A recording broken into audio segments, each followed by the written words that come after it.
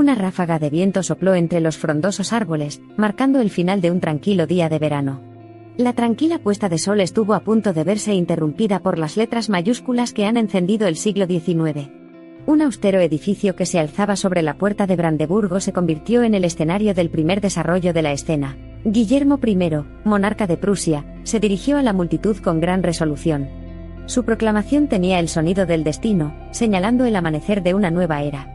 Anunció la política de sangre y hierro, embarcándose en un camino que, a su debido tiempo, unificaría a los dispares estados alemanes. Con la declaración de la política, los soldados comenzaron a movilizarse, creando un espectáculo imponente. Los soldados, armados con la convicción de una nación en construcción, fueron al mismo tiempo una promesa, una amenaza y una reafirmación de la identidad alemana. En el centro de todo esto estaba Otto von Bismarck, el astuto canciller de Wilhelm. Fue el albañil de la unificación alemana, perfeccionándola mediante la diplomacia, el arte de gobernar y la guerra. Su plan era claro: la guerra se había considerado inevitable, y culminaría con la creación de una nueva Alemania. Los boletines de guerra reverberaban con el ruido de las batallas, trazando la extensión de la guerra. El conflicto fue multifacético, ya que enredó no solo a Prusia y Austria sino también a los demás estados germánicos. Los soldados de infantería, arrancados de la certeza de sus hogares, estaban ahora situados en el centro neurálgico de la matanza. Las trincheras se tragaron los ecos de sus gritos de guerra, socavando su vigor, un día tras otro agotador. Francia también se vio envuelta en el tiroteo y los gritos de los campos de batalla. El fatídico encuentro en Sedan pronto consolidaría la determinación de Bismarck de unir a los estados alemanes bajo soberanía prusiana. Los ejércitos prusianos salieron victoriosos y el traumatizado Napoleón III fue hecho cautivo. Una vez triunfantes, los prusianos desataron una venganza despiadada sobre los franceses vencidos. Esta guerra implacable, conocida como la Guerra Franco-Prusiana, fue una historia agonizante de desgaste que culminó para Francia con el catastrófico asedio de París. Finalmente, el 18 de enero de 1871, en el Salón de los Espejos de Versalles, se proclamó el Imperio Alemán. El período inicial después de la unificación marcó el comienzo de una plétora de reformas, impulsando a la nueva nación a una era de poder y prosperidad. El dobladillo y la venta ambulante entre facciones en el Reichstag complejizaron el trabajo legislativo. Los parlamentarios se estaban convirtiendo en otro teatro de conflicto, ya que el gran desorden en el que se estaba convirtiendo el proceso sirvió para envalentonar a los elementos antiimperiales. El imperio pidió modernización y, con ese fin, Alemania comenzó su voraz búsqueda de territorios coloniales. Este impulso a la expansión imperial enfrentó a las grandes potencias, señalando al mundo el aislamiento diplomático que esperaba que sucediera al Estado imperial alemán. En respuesta a la rivalidad franco-alemana, surgió en Europa un complejo sistema de alianzas. El objetivo era salvaguardar el equilibrio de poder, demostrar una demostración de fuerza y contener posibles amenazas extranjeras. A finales del siglo XIX se desarrolló una temible carrera armamentista naval entre Alemania y Gran Bretaña. Los buques de guerra errantes eran símbolos de orgullo nacional, pero sembraron semillas de miedo y desilusión que germinarían en desconfianza, antipatía y pronto en guerra. Los destinos entrelazados de dos balas y un hombre sacudieron un continente que quedó adormecido en una paz engañosa.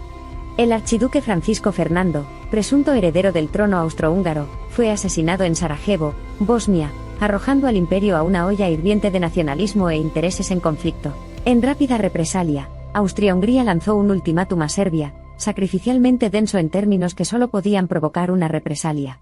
El impasse entre las dos naciones estaba peligrosamente en juego, empujando a Europa hacia el precipicio de la Gran Guerra. Como las declaraciones de guerra cayeron como granizo, la llegada de 1914 estuvo marcada por el estruendo y el refunfuño de los ejércitos movilizados. Europa estaba a punto de descender al abismo de la Gran Guerra, un amplio vórtice en el que el futuro de las naciones estaría en juego. La guerra era dura y prolongada, arrastrando a las naciones a un baño de sangre como el mundo nunca había visto. El pantano de la guerra de trincheras ofrecía poco espacio para maniobrar, los soldados languidecían en condiciones miserables, esperando que el sonido del peligro inminente rompiera su monotonía. La batalla de Verdún vio una pérdida astronómica de vidas en ambos bandos, y es recordada por su totalidad despiadada, su descenso a un desgaste sangriento, y por ser un reflejo conmovedor de la guerra de trincheras en su forma más visceral. Las reverberaciones de estridentes sentimientos revolucionarios se sintieron profundamente en el frente interno. Esta agitación interna culminaría en última instancia con el desmantelamiento de la Rusia zarista y el nacimiento de un Estado comunista. Al subir al escenario mundial, Estados Unidos anunció un nuevo impulso para los desanimados aliados. Se movilizó la maquinaria militar estadounidense, inyectando una nueva ola de mano de obra y armamento en las trincheras del frente occidental. Alentadas por el uso ingenioso de tanques y artillería mejorada, junto con los esfuerzos coordinados de sus potencias aliadas, las fuerzas de la Entente comenzaron a reafirmar su dominio. Sus tropas curtidas en la batalla, reforzadas por años de guerra, desataron una implacable reprimenda ofensiva hacia las potencias centrales. El conocimiento de que la derrota se avecinaba impulsó al ejército alemán a implementar la última ofensiva de Ludendorff. Esta estratagema estratégica final fue una apuesta total, una vida o muerte que decidiría el triste destino de las potencias centrales derrotadas. Mientras el velo del 11 de noviembre descendía sobre el mundo asolado por la guerra, las armas guardaron silencio, marcando el final de 4 años de derramamiento de sangre. El Tratado de Versalles iba a ser la resolución dura y cruel con la que se respondiera a la paz, y sumió a Alemania en años de sufrimiento y vergüenza. Con el establecimiento de la República Federal Alemana, se concretó la caída del Estado imperial alemán. El turbulento mandato de la República de Weimar se caracterizó por el malestar político, la inestabilidad económica y la efervescencia cultural.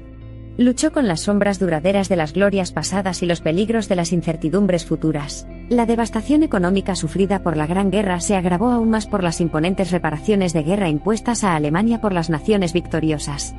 El alguna vez formidable marco alemán perdió valor, hundiendo al país en las profundidades de la hiperinflación. En medio de este angustioso telón de fondo, surgió un acérrimo oponente a la República, Adolf Hitler. Propagando su visión de un Estado racialmente puro, y reuniendo al público en una plataforma de descontento, maniobró hábilmente las esferas políticas para asegurar el puesto de canciller. Al final, el mundo se encontró una vez más atrapado por los tentáculos de la guerra. Impulsada por la invasión alemana de Polonia, la seriedad de la Segunda Guerra Mundial ensombreció el escenario global, eclipsando su enormidad todo lo que le había precedido. En 1945, después de 6 largos años de guerra, los aliados salieron victoriosos. Berlín, el epicentro de la guerra, yacía en ruinas. El mundo había visto las batallas más amargas, y Alemania tuvo que lidiar con las consecuencias y lamentar las pérdidas. La Segunda Guerra Mundial había terminado, lo que marcó un final grande, y también doloroso para esta trilogía de guerra y unificación en Alemania.